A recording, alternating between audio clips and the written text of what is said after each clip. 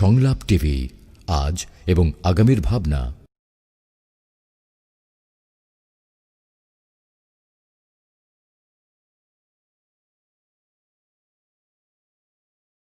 Online পাঠদান কার্যক্রম নোয়াখালী সদর নোয়াখালীতে সবাইকে স্বাগতম।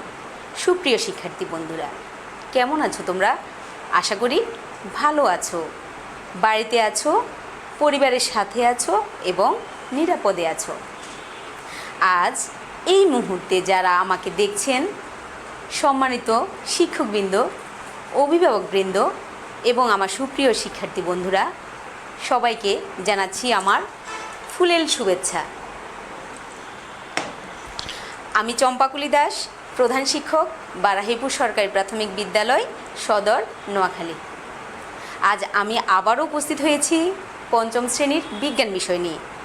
আশা করি পঞ্চম শ্রেণীর সুপ্রিয় শিক্ষার্থীরা তোমরা সবাই আমার সাথে আছো। তাহলে বই খাতা নিয়ে বসে পড়ো। আচ্ছা শিক্ষার্থী বন্ধুরা, আমাদের যুগে আমরা যখন খেলেছি পুতুল খেলা, তোমরা এখন সেই বয়সে লেখাপড়া করো মেলা, তাই না ছোট্ট বন্ধুরা? তোমরা অনেক লেখাপড়া করো। এই যে লেখাপড়া করো, সেজন্য কি লাগে তোমাদের? চিন্তা করো, বই লাগে। আর এই বই কি দিয়ে তৈরি হয়? কাগজ দিয়ে। কাগজ আসে থেকে? কাগজ আসে গাছ থেকে। গাছ কোথায় জন্মে? বনে। অর্থাৎ আমরা এটাকে কোথায় পাই? প্রকৃতিতে পাই। গাছ কোথায়? প্রকৃতিতে। এটা প্রকৃতির একটা উপাদান। এই যে আমরা ভাত রান্না করি, ভাত খাই, ভাত আসে থেকে? চাল থেকে। চাল থেকে আসে? ধান থেকে। ধান কোথায় জন্মে? মাটিতে। তাহলে দেখো, এই যে মাটিটা কি আমরা সৃষ্টি করেছি? মানুষ সৃষ্টি করেছে? না বন্ধুরা, তোমরা জানো এটা প্রকৃতির একটা উপাদান। আবার দেখো, এই যে আমরা বাসে চলি, গাড়িতে চড়ি, তাহলে সেখানে সেখানে যে গাড়ি চালাতে যে তেল লাগে, কি লাগে? তেল লাগে, পেট্রোল লাগে, হ্যাঁ, জ্বালানি লাগে। এই জ্বালানিগুলা কোত্থেকে আসে? এগুলো আসে মাটির নিচ থেকে। এগুলো আমাদের একটা সম্পদ, পরিবেশের উপাদান। তাহলে বন্ধুরা নিশ্চয়ই এখন বুঝে গেছো আমাদের আজকের পাঠ কি? আজকের পাঠ হচ্ছে আমাদের সম্পদ নিয়ে। তোমরা এখন শিরোনামটি তোমাদের খাতায় লিখে নাও। আমাদের আজকের পাঠ আমাদের সম্পদ, অধ্যায় 13, পৃষ্ঠা নাম্বার 89। আজকে আমাদের পাঠ আমাদের সম্পদ। সবাই লিখেছো? এবার খেয়াল করো, আমরা বিষয়ে যাওয়ার আগে আমরা একটু চিন্তা করে দেখি সম্পদ কি।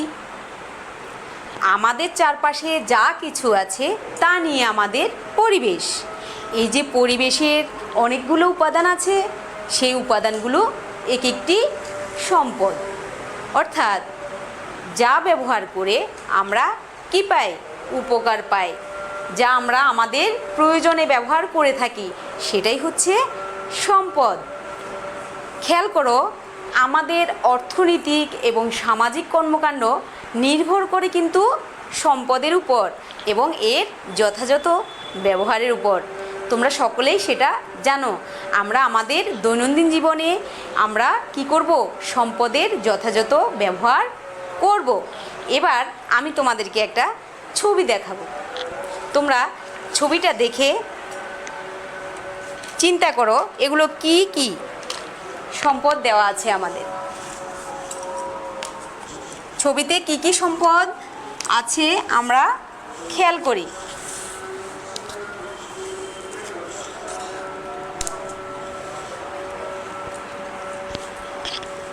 সুপ্রিয় শিক্ষার্থী বন্ধুরা, খেয়াল করো, প্রথম ছবিতে কি দেওয়া আছে? কাঠ। এই কাঠ আমরা কোত্থেকে পাই? চিন্তা করো, গাছ থেকে, অবশ্যই। এরপর দেখো, এই কাঠ দিয়ে আমরা বিভিন্ন আমাদের দৈনন্দিন জীবনে বিভিন্ন আমরা কাজে লাগিয়ে থাকি। এরপর দেখো সূর্যের আলো। সূর্যের আলো থেকে আমরা কি পাই? তাপ পাই, আলো পাই। আবার সূর্যের আলো ব্যবহার করে আমরা বিদ্যুৎ শক্তিও তৈরি করি, তাই না? তুমি যে রোদ্রে কাপড় শুকাও, সেটা কি দিয়ে শুকায়? সূর্যের আলো মাধ্যমে। সেটা শুকিয়ে যায় কিভাবে? সূর্যের আলো ব্যবহারের মাধ্যমে। এরপর দেখো এখানে আছে সোনা। এই সোনা কোথায় থাকে? মাটির নিচে। এটা একটা আমাদের সম্পদ। এটাকে প্রক্রিয়াকরণের মাধ্যমে আমরা কি করি? গহনা তৈরি করি। মানুষের প্রয়োজনে বিভিন্ন গহনা তৈরি করে। বাঙালি নারীরা কিন্তু গহনা খুবই পছন্দ করে, সোনার তৈরি গহনা। তোমাদের মায়েরাও কিন্তু পছন্দ করে, তাই না? হ্যাঁ, এবার দেখো আমরা দেখছি আরেকটা উপাদান, রাবার।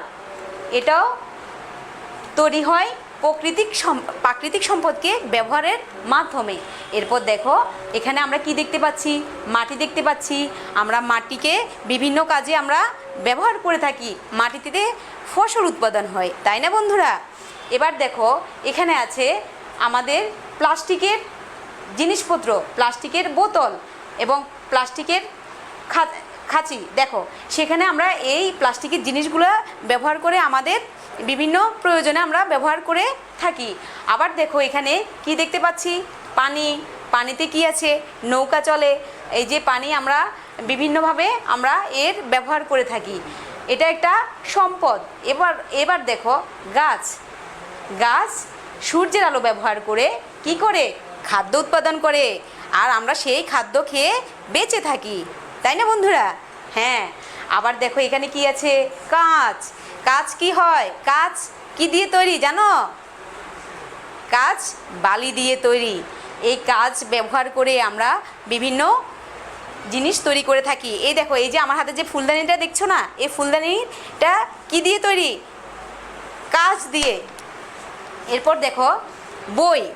তোমার সামনে যে বইটি আছে, আবার আমি যে বইটি পড়াচ্ছি এই যে বই, সেই বইটা কি দিয়ে তৈরি? কাগজ। বই তৈরি হয় কি দিয়ে? কাগজ দিয়ে। সেই কাগজ আমরা কোত্থেকে পাই? গাছ থেকে।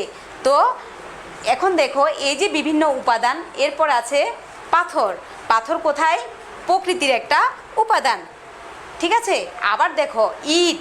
এই ইটটা আমাদের পরিবেশের উপাদান, কিন্তু এটা তৈরি করেছে কে?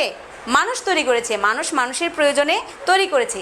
এখানে আমরা বিভিন্ন উপাদান দেখতে পাচ্ছি, এগুলো এক একটা সম্পদ। এখন দেখো এই সম্পদগুলো কিন্তু আমাদের সব কিছু প্রকৃতির উপাদান না। এখানে কিছু আছে আমাদের মানুষের সৃষ্টি, আবার কিছু আছে প্রাকৃতিক সৃষ্টি, ঠিক আছে? প্রকৃতির উপাদান। তাহলে আমরা দেখছি আমাদের দৈনন্দিন জীবনে আমরা বিভিন্নভাবে সম্পদের ব্যবহার করে থাকি। আমাদের খাদ্য উৎপাদনের জন্য আমরা যে খাবার, আমাদের শক্তির জন্য যে আমরা খাবার খাই, আমাদের লেখাপড়ার জন্য যে আমরা বই ব্যবহার করি, আমাদের আশ্রয়ের জন্য যে বাসস্থান তৈরি করি, এগুলো আমরা কিছু পাই প্রকৃতি থেকে, কিছু পাই মানব সৃষ্ট থেকে, ঠিক আছে? এখন বন্ধুরা আমরা এখন জানবো প্রকৃতি থেকে যে সম্পদগুলো পাই সেগুলো হচ্ছে প্রাকৃতিক সম্পদ।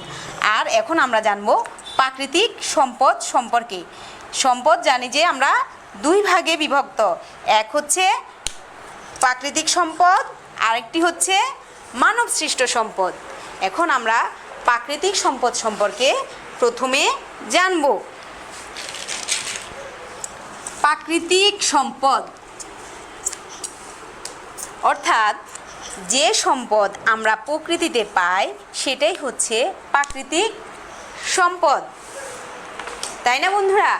যে সম্পদ আমরা প্রকৃতিতে পাই সেটাই হচ্ছে প্রাকৃতিক সম্পদ। আর যদি আমরা এটাকে সংজ্ঞাকারে বলি তাহলে আমরা বলতে পারি মানুষের চাহিদা পূরণের জন্য প্রকৃতির যে সকল সজীব ও জড় বস্তু ব্যবহার করে সেটাই হচ্ছে প্রাকৃতিক সম্পদ।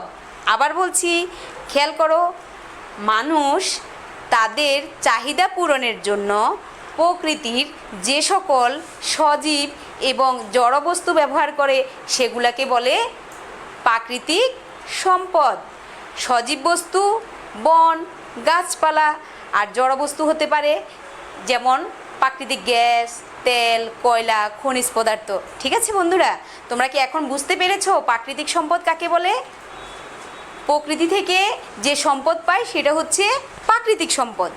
আর যদি আমরা এটাকে সংজ্ঞাকারে বলি তাহলে আমরা আবার বলতে পারি, মানুষ তার প্রয়োজনের জন্য, মানুষের চাহিদা পূরণের জন্য প্রকৃতির যে সকল সজীব এবং জড়বস্তু ব্যবহার করে তাকে বলা হয় প্রাকৃতিক সম্পদ। আচ্ছা বন্ধুরা, তোমরা এবার বলো তো, আমরা এখন যে টিভির সামনে বসে আছি সেই টিভিটা কি সম্পদ? সেটা কি প্রাকৃতিক সম্পদ? চিন্তা করো তো। না, এটা কি সম্পদ? এটা হচ্ছে মানুষের তৈরি সম্পদ। আর প্রাকৃতিক সম্পদ কি হতে পারে একটু অনুমান করো। এই যে তোমাদের ঘরে সূর্যের আলো ঢুকছে, এটা কি সম্পদ? হ্যাঁ, নিশ্চয় ধরেছো, এটা হচ্ছে প্রাকৃতিক সম্পদ। এবার দেখো, প্রাকৃতিক সম্পদকে আমরা দুভাগে বিভক্ত করতে পারি, নিঃশেষযোগ্য প্রাকৃতিক সম্পদ, নিঃশেষযোগ্য প্রাকৃতিক সম্পদ এবং অনিঃশেষযোগ্য প্রাকৃতিক সম্পদ। যে সম্পদগুলো ব্যবহারের পর শেষ হয়ে যায়, ফুরিয়ে যায়, যার যোগান সীমিত, সেটাকে বলে নিঃশেষযোগ্য প্রাকৃতিক সম্পদ। আর যে সম্পদগুলো ব্যবহারের পর ফুরিয়ে যায় না, বছরের পর বছর থেকে যায়, সেগুলো হচ্ছে অনিঃশেষযোগ্য প্রাকৃতিক সম্পদ। সেগুলো কি? বায়ু, সৌরশক্তি, পানির স্রোত, এগুলো হচ্ছে অনিঃশেষযোগ্য। এগুলোর যোগান অনেক বেশি, অফুরন্ত, প্রকৃতিতে এটা অফুরন্ত। আর যেগুলো কি হয়, যেগুলো ব্যবহারের পর ফুরিয়ে যায়, হাজার বছর পর আর ফিরে পাওয়া যায় না, সেগুলো হচ্ছে নিঃশেষযোগ্য। নিঃশেষযোগ্য সম্পদকে আমরা দুভাগে ভাগ করতে পারি, পুনর্নবীকরণযোগ্য সম্পদ, অনবীকরণযোগ্য সম্পদ। কোনগুলোই? খনিজ পদার্থ, কয়লা, পেট্রোলিয়াম, জীবাশ্ম জ্বালানি। এগুলো একবার ব্যবহারের পর আর ফিরে পাওয়া যায় না, এগুলো যোগান সীমিত। হ্যাঁ, তো আমরা কি করব, আমাদের প্রয়োজনে আমরা যখন এসব সম্পদ ব্যবহার করব তখন আমরা খেয়াল করব যাতে এগুলোর অপব্যবহার না হয়। কেমন না বন্ধুরা? আচ্ছা বন্ধুরা, তোমরা কি জানো আমাদের দেশে বিভিন্ন প্রাকৃতিক সম্পদ রয়েছে এবং আমাদের দেশ কিন্তু অনেক প্রাকৃতিক সম্পদে ভরপুর। যেমন আমাদের সিলেট, ব্রাহ্মণবাড়িয়া এবং সুনামগঞ্জে অনেক গ্যাস ক্ষেত্র রয়েছে। এই সকল গ্যাস ক্ষেত্রগুলো থেকে গ্যাস উত্তোলন করে আমরা আমাদের দৈনন্দিন রান্না করার কাজে ব্যবহার করে থাকি। ঠিক আছে, তো কারিগরি দক্ষতা এবং প্রশিক্ষণ যদি আরও বাড়ে তখন আমরা আমাদের প্রাকৃতিক সম্পদগুলোর যথাযথ ব্যবহার নিশ্চিত করতে পারবো। আর আমাদের যে শক্তি উৎপাদন হয়, আমাদের দৈনন্দিন জীবন নির্বাহ করার জন্য আমাদের যে শক্তির প্রয়োজন হয়, আমরা যে খাদ্য, বস্ত্র, বাসস্থানের যোগান নিই, সেগুলো আসে কিন্তু এই প্রাকৃতিক সম্পদ থেকে। ঠিক আছে, এবার দেখো, আমরা দেখব এর পরবর্তীতে মানব সম্পদ কী। মানব সম্পদ, মানব সম্পদ হলো মানুষের তৈরি সম্পদ। এটা নিশ্চয় বুঝতে পেরেছো তোমরা। মানব সম্পদ মানব সৃষ্ট সম্পদ, অর্থাৎ মানুষ তার প্রয়োজনে প্রকৃতির যে সকল উপাদানগুলা ব্যবহার করে থাকে তাকে বলা হয় মানব সৃষ্ট সম্পদ। মানুষ তার প্রয়োজনে চাহিদা পূরণের জন্য প্রকৃতির যে সকল উপাদান ব্যবহার করে নতুন কিছু তৈরি করে, সেটাই হচ্ছে মানব সৃষ্ট সম্পদ। এখন দেখো, এই যে আমার হাতে যে ফুলদানি দেখতে পাচ্ছ, সেটা কি সম্পদ? মানব সৃষ্ট সম্পদ। এছাড়া আছে কাঁচ, রাবার, ইট। ঘর তৈরিতে কী লাগে? ইট লাগে। এই যে এগুলো তৈরি হচ্ছে, এগুলো হচ্ছে মানব সৃষ্ট সম্পদ। এখন আমরা একটু খেয়াল করব মানব সৃষ্ট সম্পদটা কিভাবে আমরা পেতে পারি। খেয়াল করো বন্ধুরা, এই যে আমরা জানি বালি হচ্ছে প্রকৃতির একটা উপাদান এবং মানে প্রাকৃতিক সম্পদ। এই বালি থেকে আমরা কি পাই? কাঁচ পাই। এই কাঁচ থেকে কি তৈরি করা হয়? গ্লাস তৈরি করা হয়। এটা হচ্ছে প্রাকৃতিক সম্পদ থেকে মানবসৃষ্ট সম্পদ সৃষ্টির একটি প্রক্রিয়া। এছাড়া আমরা আমরা যে ঘরে থাকি সেই ঘর তৈরিতে কী লাগে? কাঠ লাগে। এই কাঠ আসে থেকে গাছ থেকে। তো সেটা কি হলো? প্রাকৃতিক সম্পদকে কাজে লাগিয়ে মানুষ তার প্রয়োজনে সম্পদ সৃষ্টি করেছে, সেটাই হচ্ছে মানব সৃষ্ট সম্পদ, তাই না বন্ধুরা? হ্যাঁ, দেখো আমাদের অস্তিত্ব টিকে আছে প্রাকৃতিক এবং মানব সৃষ্ট সম্পদ নিয়ে। তাই আমরা কি করব? আমাদের প্রাকৃতিক সম্পদ এবং মানব সৃষ্ট সম্পদের যথাযথ ব্যবহার নিশ্চিত করব। বন্ধুরা, আমরা যে সম্পদ ব্যবহার করি সেই সম্পদগুলো যথাযথ ব্যবহার আমরা কিভাবে করতে পারি? আমরা এগুলো যে সকল প্রাকৃতিক সম্পদের পরিমাণ সীমিত সেগুলোর বিকল্প আমরা ব্যবহার করব। বিকল্প কী জিনিস? বিকল্প হচ্ছে যেমন সূর্যের আলো ব্যবহার করে আমরা একদিকে কি পাই? তাপ এবং বিদ্যুৎ পাই। আবার কি পাই? আমরা কাপড় শুকাতে পারি। আবার কি পাই? আবার বিদ্যুৎ উৎপাদন করতে পারি। সেটা কিভাবে আমরা একটু ছবির মাধ্যমে দেখব।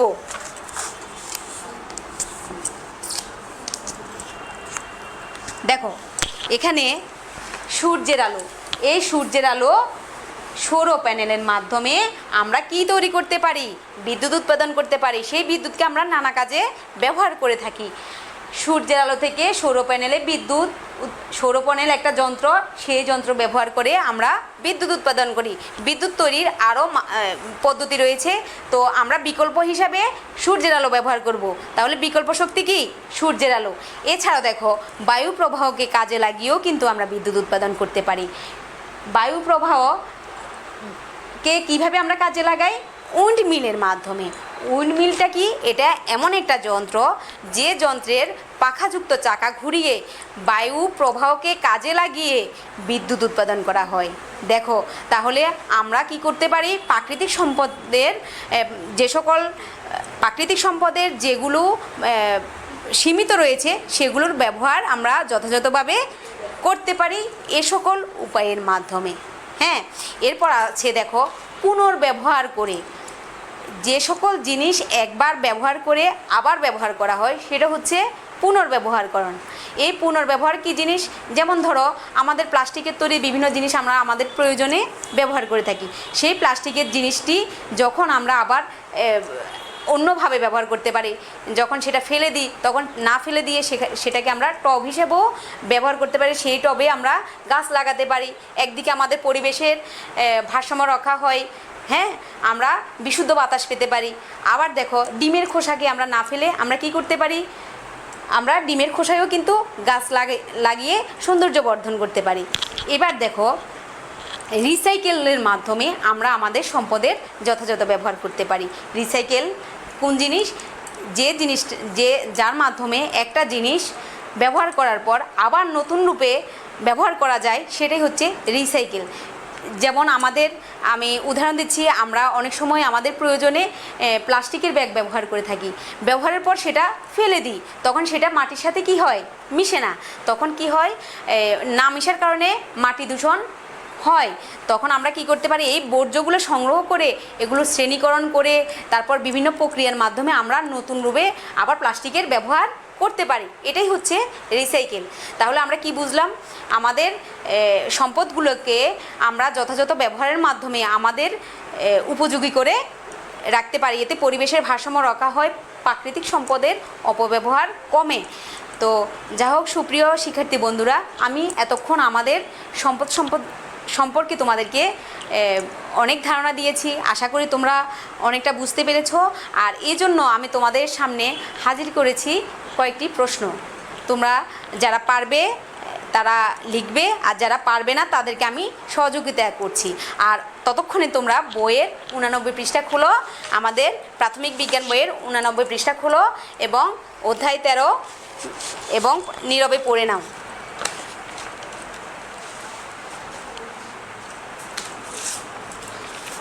তাহলে এই প্রশ্নগুলো তোমরা খেয়াল করো। যারা পারবে তারা লিখে ফেলো পড়ে, আর যারা পারবে না তারা পরবর্তীতে তাদেরকে আমি সহযোগিতা করছি। আমাদের প্রশ্নগুলো হচ্ছে প্রাকৃতিক সম্পদ কাকে বলে? মানবসৃষ্ট সম্পদের 3টি উদাহরণ দাও। প্রথম প্রশ্ন হচ্ছে কি, প্রাকৃতিক সম্পদ কাকে বলে? প্রাকৃতিক সম্পদ।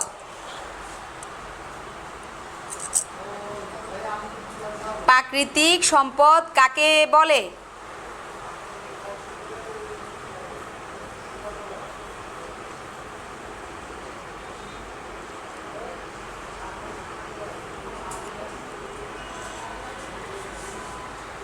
মানুষ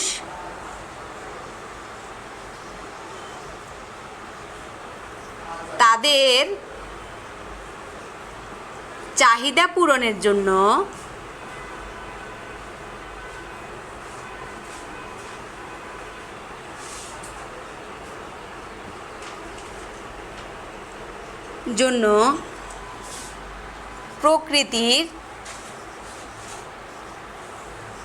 প্রকৃতির যে সকল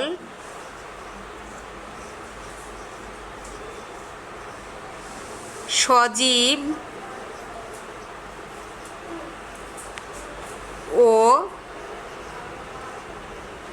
জড় বস্তু ব্যবহার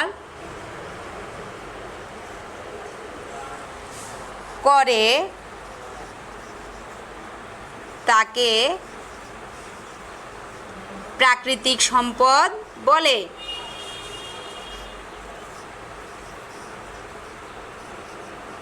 তাকে প্রাকৃতিক সম্পদ বলে।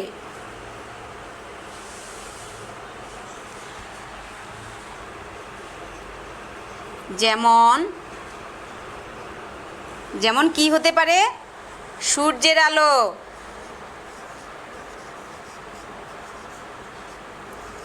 আলো, মাটি, পানি। ঠিক আছে, যারা লিখতে পারোনি তারা মিলিয়ে নাও। দেখো, মানুষ তাদের চাহিদা পূরণের জন্য প্রকৃতির যে সকল সজীব এবং জড়বস্তু ব্যবহার করে তাকে প্রাকৃতিক সম্পদ বলে। যেমন সূর্যের আলো, মাটি, পানি। এবার মানবসৃষ্ট সম্পদ। পরের দ্বিতীয় প্রশ্ন কি আমাদের? মানবসৃষ্ট সম্পদ। মানবসৃষ্ট সম্পদ কি মনে করার চেষ্টা করো। মানবসৃষ্ট সম্পদ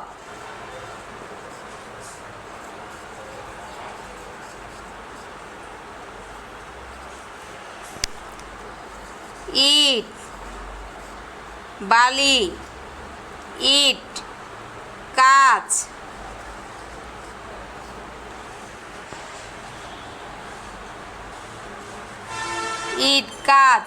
লিখছো?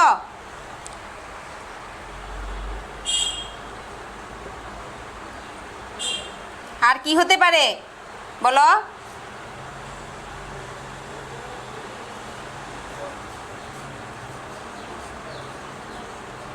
খেলনা। 3টা নাম লিখে দিলাম, তোমরা লিখে নাও। যারা পেরেছো খুব ভালো, তাদের জন্য অসংখ্য ধন্যবাদ। আর যারা কম পেরেছো তারা মিলিয়ে নাও এবং তুলে নিতে পারো এখান থেকে। তো ধন্যবাদ সকলকে। আমি এতক্ষণ আমার পার্টি সমাপ্ত করলাম। আর তোমাদের জন্য একটা বাড়ির কাজ রেখেছি, সেই বাড়ির কাজটা তোমরা লিখে নাও।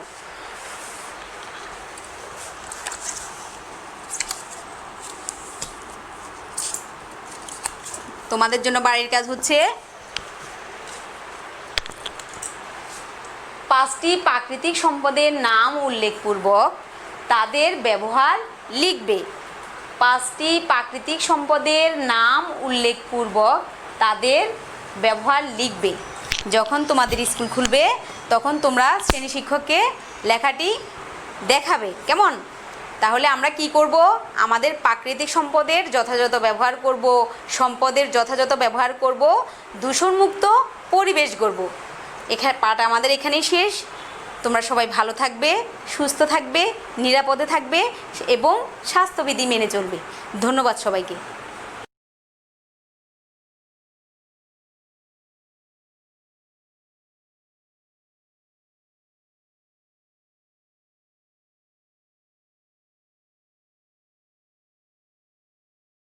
সংলাপ টিভি, আজ এবং আগামীর ভাবনা।